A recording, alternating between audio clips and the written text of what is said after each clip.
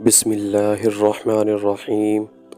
حضرت نوح علیہ السلام جب کشتی بنا رہے تھے تو ایک بڑھیا روزانہ آپ کے پاس ایک گٹھڑی اٹھائے ہوئے آتی اور آ کر کہتی، اے اللہ کے نبی، کشتی کب تک تیار ہوگی اور کب تک ہم روانہ ہو جائیں گے؟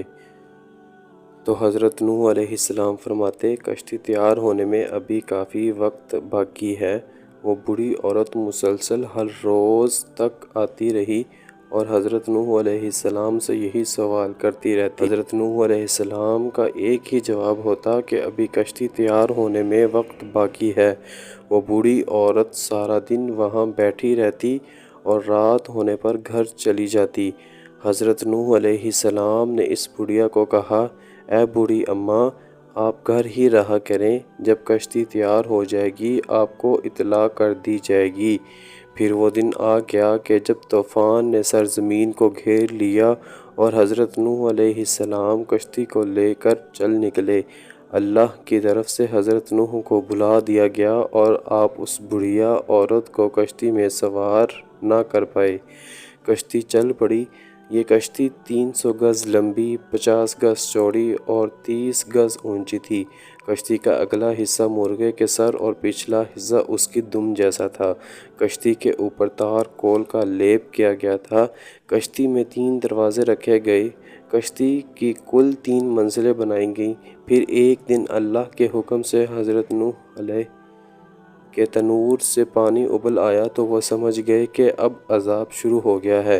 اللہ پاک قرآن کریم میں فرماتا ہے، جب ہمارا حکم آیا اور تنور ابلا، ہم نے فرمایا کشتی میں سوار کر لیں ہر جنس میں سے ایک جوڑا، نر اور مادہ، اور جن پر بات پڑ چکی ہے ان کے سوا اپنے گھر والوں اور باقی مسلمانوں کو، اور اس کے ساتھ مسلمان نہ تھے مگر تھوڑے۔ امام احمد الساوی کہتے ہیں کہ جب طوفان شروع ہوا تو زمین پانی ابلنے لگی اور آسمان پانی برسانے لگا۔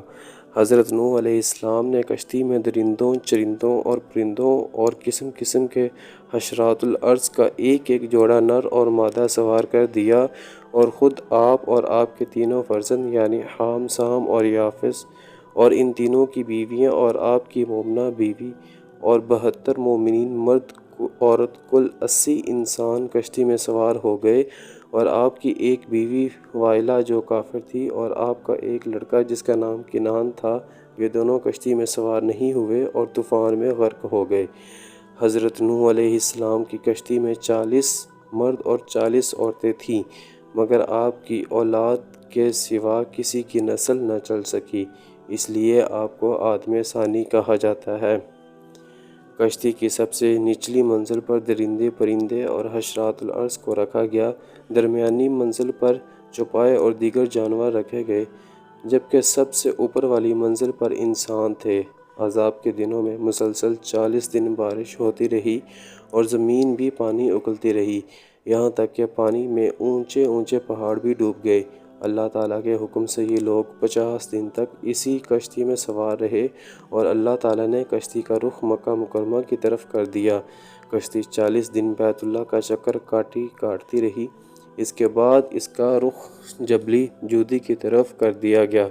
جہاں کشتی رکی تو حضرت نوح علیہ السلام نے ایک کوے کو حکم دیا کہ جاؤ زمین کی خبر لے کر آؤ۔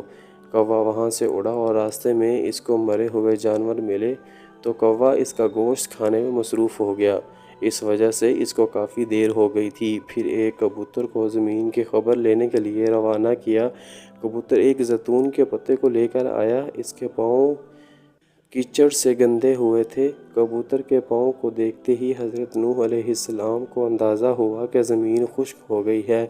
حضرت نوح علیہ السلام جودی پہاڑ سے نیچے اتر آئے، ایک بستی تیار کی جس کا نام اسانین رکھا تھا، یعنی کہ 80 آدمیوں کی بستی۔ یوں دنیا کی پہلی کشتی کا سفر اپنے اختتام کو پہنچا۔ سفر کے اختتام پر حضرت نوح علیہ السلام نے سوچا کہ کچھ علاقے دیکھ آؤں۔ حضرت نوح علیہ السلام کا گزر ایک چھوٹی سی جھونپڑی سے ہوا، جس جھونپڑی میں چراغ جل رہا تھا۔ حضرت نوح علیہ السلام اس جھونپڑی میں چراغ کو جلتا ہوا دیکھ کر بہت زیادہ حیران ہو گئے کہ اتنا طوفان آنے کے بعد بھی یہ جھونپڑی سلامت اور اس میں چراغ بھی جل رہا ہے۔ حضرت نوح علیہ السلام نے وہاں اللہ تعالیٰ کے نام کا نعرہ بلند کیا تو وہ بڑھیا گھر سے باہر آئی اور کہنے لگی، اے اللہ کے نبی، کیا کشتی تیار ہو گئی ہے؟ حضرت نوح علیہ السلام نے اس بوڑھی عورت کو پہچان لیا اور بہت حیران ہو کر پوچھا، اے بوڑھی اماں، تجھے طوفان کے بارے میں علم نہیں ہوا؟ عورت نے جواب دیا، اے اللہ کے نبی، بس اتنا پتہ چلا ہے کہ بادل گرج رہے تھے اور ہلکی ہلکی ہوا چل رہی تھی۔ حضرت نوح علیہ السلام عورت کی بات سن کر اللہ تعالیٰ سے دعا کرنے لگے، اللہ تعالیٰ یہ کیا ماجرا ہے؟ تو اللہ تعالیٰ نے حضرت نوح علیہ السلام کو فرمایا، اے میرے پیارے بندے، تم نے اس عورت سے وعدہ کیا تھا کہ جب کشتی تیار ہو جائے گی تو میں آپ کو لے جاؤں گا۔ اے نوح علیہ السلام، میں نے اس عورت کی جھونپڑی کو اس لیے تباہ نہیں کیا تھا کہ میرے بندے نے اس عورت کے ساتھ وعدہ کیا تھا، میں اس عورت کو لے چلوں گا۔ حضرت نوح علیہ السلام اللہ پاک کی نشانی دیکھ کر خوب روئے۔ حضرت نوح علیہ السلام نے 950 سال کی عمر پائی۔ حضرت نوح علیہ السلام جس جھونپڑی میں رہتے تھے وہ اتنی چھوٹی تھی کہ آپ علیہ السلام جب سوتے تھے تو اس جھونپڑی میں آپ علیہ السلام کا جسم پورا نہیں آتا، آدھا جسم جھونپڑی سے باہر نظر آتا تھا۔ جب ملک الموت آپ علیہ السلام کی روح قبض کرنے کے لیے آئے تو ملک الموت نے حضرت نوح علیہ السلام سے پوچھا، اے اللہ کے نبی، آپ نے کس طرح اس جھونپڑی میں ساری عمر گزار دی ہے؟ اگر آپ چاہتے تو آپ اس سے کئی گنا بڑی جھونپڑی بنا سکتے تھے۔ حضرت نوح علیہ السلام نے ملک الموت سے کہا، میں نے تو تمہارے انتظار میں ساری عمر گزار دی ہے۔ ملک الموت نے جواب دیا کہ ایک وقت ایسا بھی آئے گا کہ انسانوں کی عمریں بہت زیادہ چھوٹی ہوں گی، ان کی عمریں 100 سال سے زیادہ نہیں ہوں گی، وہ اس چھوٹی عمروں میں بھی بہت بڑے بڑے محل تیار کریں گے۔ حضرت نوح علیہ السلام نے ملک الموت سے کہا، اگر مجھ کو اس دور میں پیدا کیا جاتا تو میں اتنی عمر تو اللہ تعالیٰ کی یاد میں سجدے میں گزار دیتا۔ اللہ تعالیٰ سے دعا ہے کہ اللہ تعالیٰ ہم کو نیک کام کرنے کی توفیق عطا فرمائے۔